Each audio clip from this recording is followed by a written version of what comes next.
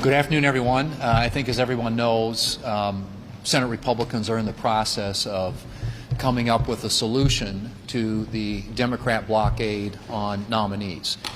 We've laid this out for you many times in the past, but I think, as everyone here knows, the Democrats now, for the past 8 months of this administration, this president's term in office, have resisted the idea of confirming any nominee by unanimous consent or voice, something that was a routine practice just up until this last 8 months.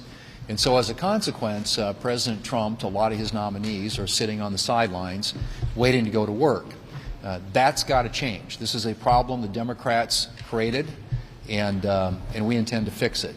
And so we have started that process, I think, as you know, of getting a rules change in place that would enable us to process nominees in batches, which is something that, as I said, has been the routine practice around here for decades, up until this Democrat leader, Senator Schumer, and this Democrat minority decided that because of their Trump derangement syndrome, that they were going to force votes on sub-cabinet level people who in the past, as I said, had been confirmed by unanimous consent or voice vote.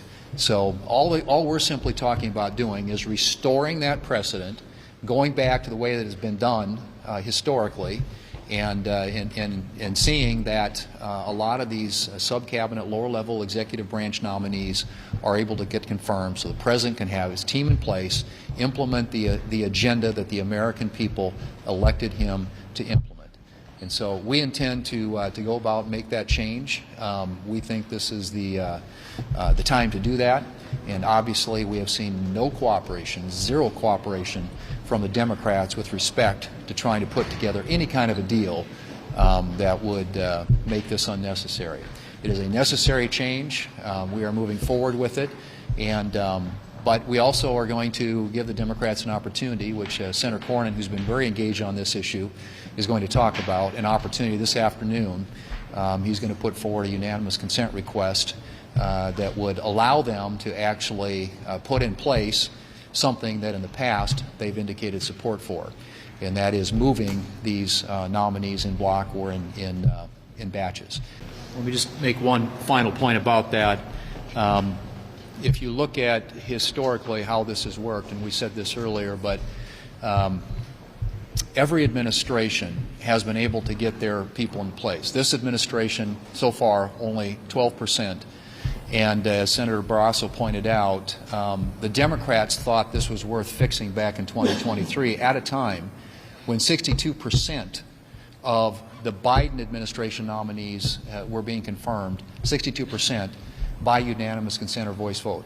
Now, to put this in perspective, as you I think all know because you've all been here, this is the busiest Senate in the last 40 years in terms of hours in session, days in session, and votes cast. We've cast over 500 votes already, and to do what we have to do to catch up with the backlog by the end of this year, and that's just to get the backlog caught up. That doesn't include all the new nominees that are going to be coming through the pipeline. It would be another 600 votes.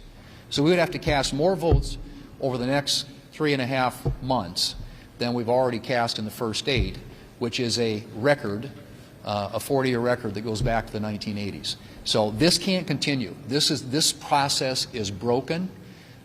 This is a business model that does not work when it comes to running and operating a government, and that's why it's got to be fixed. And it can be fixed one of two ways: behavioral change on the part of the Democrats, but they seem unwilling to do that. They have shown no evidence that they're willing to do that. And so the other option is to do what we're doing, that is to fix the rules.